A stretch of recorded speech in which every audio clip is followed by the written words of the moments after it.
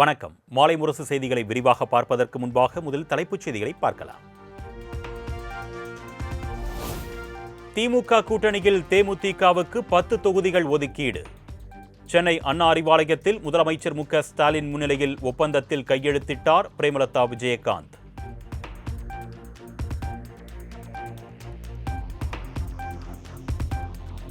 தேமுதிகவுக்கு சாதகமான விருத்தாச்சலம், ரிஷிவந்தியம், விருதுநகர் உள்ளிட்ட 25 தொகுதிகளின் உத்தேச பட்டியல் திமுகவிடம் வழங்கியுள்ளோம். தேமுதிக சார்பில் 5 பேர் கொண்ட குழு அமைக்கப்பட்டு தொகுதிகள் இறுதி செய்யப்படும் என்றும் பிரேமலதா பேட்டி.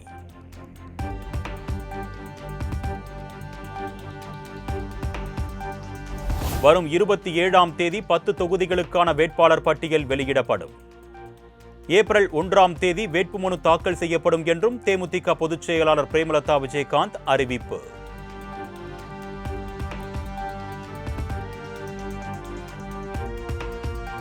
மதசார்பற்ற முற்போக்கு கூட்டணி 200 தொகுதிகளுக்கு மேல் வெற்றி பெற்று ஸ்டாலின் முதலமைச்சர் ஆவார். தொகுதி உடன்பாட்டிற்கு பிறகு பிரேமலதா விஜயகாந்த் நம்பிக்கை.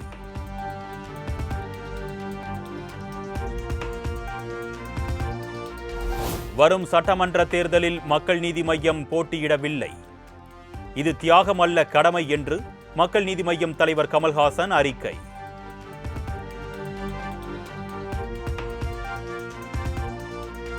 உதயசூரியன் சின்னத்தில் போட்டியிட வேண்டும் என்ற பரிந்துரை ஏற்புடையதாக இல்லை. வெளியில் இருந்து திமுக கூட்டணிக்கு நிபந்தனையற்ற ஆதரவு அளிக்கப்படும் என்று கமல்ஹாசன் அறிவிப்பு.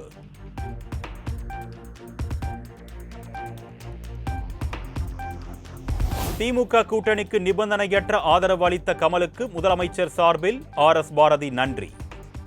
கமலின் முடிவை திமுக சார்பில் வரவேற்பதாகவும் பேட்டி.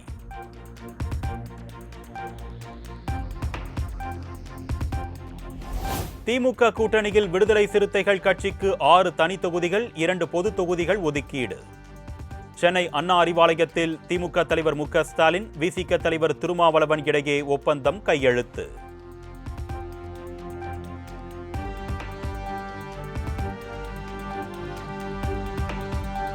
நாட்டில் வலதுசாரிகள் வலுப்பெறுவதை தடுப்பதற்காக திமுக தலைமையிலான கூட்டணி அமைந்துள்ளது. கூட்டணி நலன் கருதி தொகுதி பங்கீட்டை ஏற்றிருப்பதாகவும் வி.சி.க. தலைவர் திருமாவளவன் பேட்டி.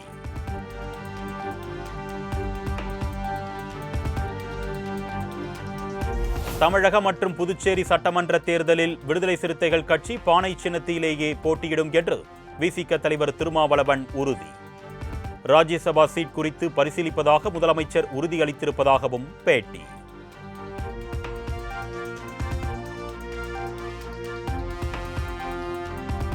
இருநூற்று அறிவிப்புகள் கொண்ட தேர்தல் அறிக்கையை வெளியிட்டார் அதிமுக பொதுச் செயலாளர் எடப்பாடி பழனிசாமி. அரிசி குடும்ப அட்டைதாரர்களுக்கு விலையில்லா ஃப்ரிட்ஜ் வழங்கப்படும் என்றும் அறிவிப்பு.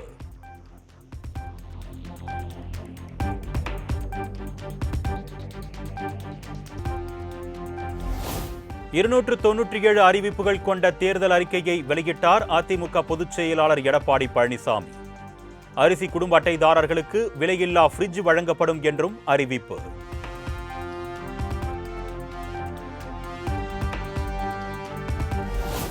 அரசு பள்ளி மாணவர்களுக்கான மருத்துவ படிப்புக்கான இடஒதுக்கீடு 7.5% இருந்து 10% உயர்த்தப்படும்.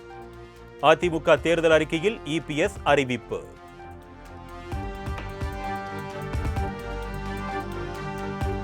அதிமுக ஆட்சிக்கு வந்தால் தமிழ்நாட்டில் உள்ள அனைத்து குடும்பத்திற்கும் தலா 10,000 ரூபாய் வழங்கப்படும். குடும்ப தலைவிகளுக்கு மாதம் 2,000 ரூபாய் உரிமை தொகை வழங்கப்படும் என்றும் இபிஎஸ் அறிவிப்பு.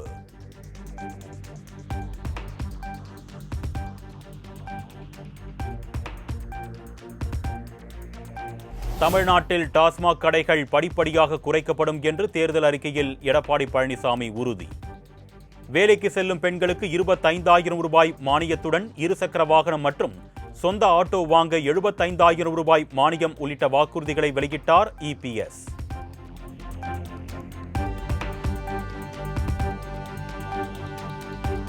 அதிமுக பொதுச் செயலாளர் எடப்பாடி பழனிசாமி புதன்கிழமை முதல் தேர்தல் பிரச்சாரத்தை தொடங்குகிறார்.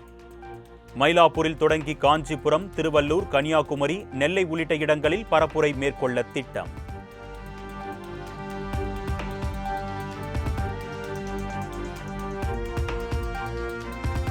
பொங்கல் பரிசு தொகுப்புடன் 1000 ரூபாய் ரொக்கம் வழங்கப்படும். ரேஷன் கார்டுக்கு விலையில்லா அரிசியுடன் 1 கிலோ பருப்பு, 1 கிலோ சமையல் எண்ணெய் இலவசமாக வழங்கப்படும் என்றும் இபிஎஸ் அறிவிப்பு.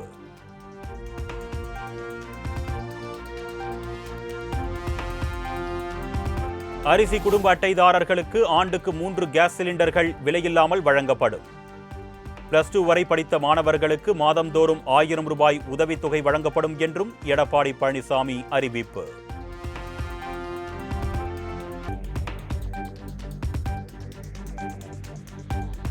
அதிமுகவுக்கு தலைமை தாங்கியவர்கள் நின்று இரட்டை விரலை காட்டி நின்ற இடத்தில் பாஜகவை கொண்டு வந்து நிறுத்தியிருக்கிறார் பழனிசாமி. தொகுதி பங்கீட்டு எண்ணிக்கையை வெளியிடும் அறிவிப்பாளராக மட்டுமே இபிஎஸ் உள்ளதாக திமுக துணை பொதுச் செயலாளர் ஐ. பெரியசாமி விமர்சனம்.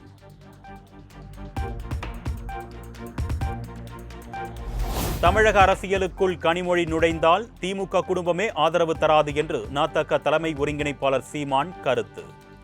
கனிமொழியின் வரவு உதயநிதிக்கு இடையூறாக இருக்கும் என்பதால் அனுமதிக்க மாட்டார்கள் என்று விமர்சனம்.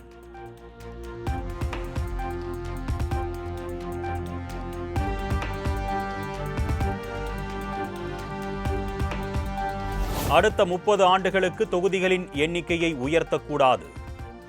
மாநிலங்களின் தற்போதைய தொகுதி அளவு எந்த நிலையிலும் மாற்றப்படக்கூடாது என்றும் முதலமைச்சர் மு.க. ஸ்டாலின் வலியுறுத்தல்.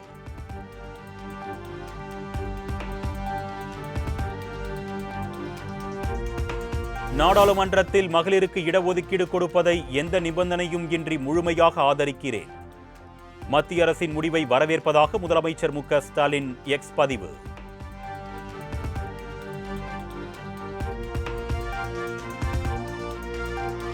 திண்டுக்கல் அருகே துணை முதலமைச்சர் உதயநிதி ஸ்டாலின் காரில் தேர்தல் பறக்கும் படையினர் சோதனை.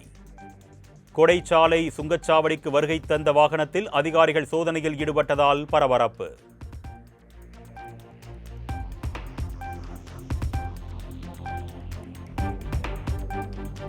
அனைத்து மாநிலங்கள், யூனியன் பிரதேச எல்லைகள் மற்றும் மாநிலங்களின் சோதனைச் சாவடிகள் கண்காணிப்பை தீவிரப்படுத்த வேண்டும். சிபிஐ, சிஆர்பிஎஃப், பிஎஸ்எஃப், ஆர்பிஎஃப் மற்றும் கடலோர காவல் படையினர் கண்காணிப்பை தீவிரப்படுத்த வேண்டும் என்றும் இந்திய தேர்தல் ஆணையம் அறிவுறுத்தல்.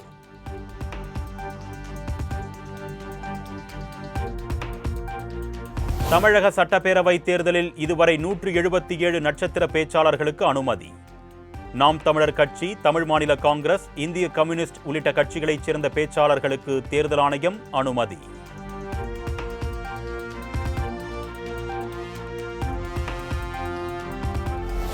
ஏப்ரல் 9ஆம் தேதி முதல் ஏப்ரல் 29ஆம் தேதி வரை கருத்து கணிப்புகளை வெளியிடக்கூடாது. தமிழ்நாடு, அசாம், கேரளா உள்ளிட்ட 5 மாநில தேர்தலையொட்டி இந்திய தேர்தல் ஆணையம் தடை.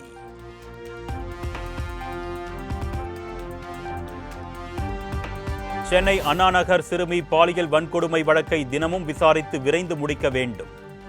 சென்னை போக்சோ சிறப்பு நீதிமன்றத்திற்கு உயர்நீதிமன்ற நீதிபதி உத்தரவு.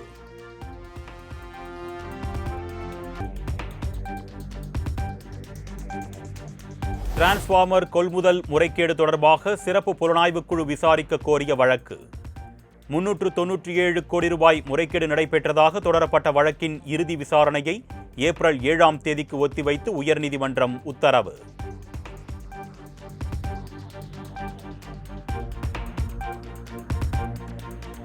சட்டப்பேரவை தேர்தலையொட்டி ஏப்ரல் 3ஆம் தேதி பிரதமர் நரேந்திர மோடி புதுச்சேரி வருகை. புதுச்சேரியில் ரோட் ஷோவில் பங்கேற்கும் பிரதமர் பொதுக்கூட்டத்தில் பங்கேற்று தேர்தல் பரப்புரை.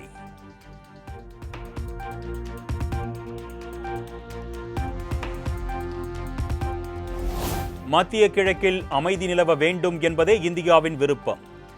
பிரச்சினைகளுக்கு அமைதிதான் தீர்வு என்றும் மாநிலங்களவையில் பிரதமர் மோடி பேச்சு.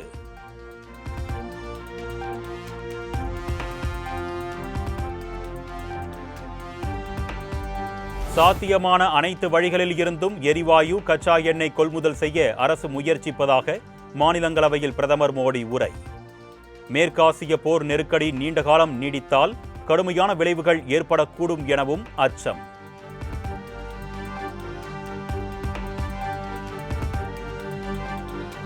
விவசாயிகளுக்கு உரங்கள் தட்டுப்பாடின்றி கிடைப்பதை உறுதி செய்ய அரசு பணியாற்றி வருகிறது.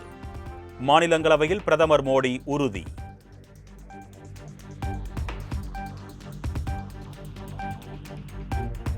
ஹார்முஸ் நீரிணை வழியாக கப்பல்களின் போக்குவரத்து மிகவும் சவாலான ஒன்றாக மாறியிருப்பதாக பிரதமர் மோடி கவலை. பெரும் பாதகமான சூழல்களுக்கு மத்தியில் பேச்சுவார்த்தை மற்றும் ராஜதந்திர வழிமுறைகள் வாயிலாக தீர்வு காண முயற்சிப்பதாகவும் விளக்கம்.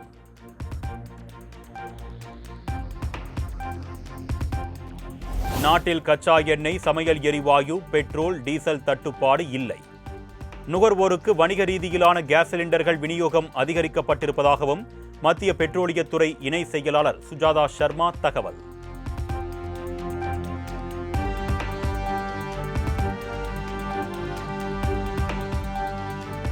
இந்திய கொடியுடன் ஹார்முஸ் நீரிணையை வெற்றிகரமாக கடந்தது இந்திய சரக்கு கப்பல்கள். பைன் கேஸ் மற்றும் ஜாக் வசந்த் ஆகிய 2 கப்பல்களும் விரைவில் தாயகம் வருகை தரும் என்று கப்பல் போக்குவரத்து மற்றும் நீர்வழி அமைச்சகத்தின் சிறப்பு செயலாளர் ராஜேஷ்குமார் சின்ஹா தகவல்.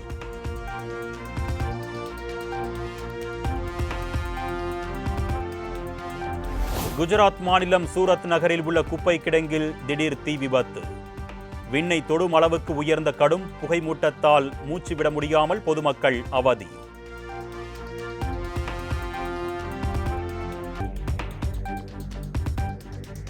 பிரதமர் மோடியுடன் அமெரிக்க அதிபர் டொனால்ட் ட்ரம்ப் தொலைபேசியில் பேச்சு. மேற்காசிய போர் சூழல் மற்றும் ஹார்முஸ் நீரிணை திறப்பது குறித்து பேசியதாக இந்தியாவுக்கான அமெரிக்க தூதர் செர்ஜியோ கோர் தகவல்.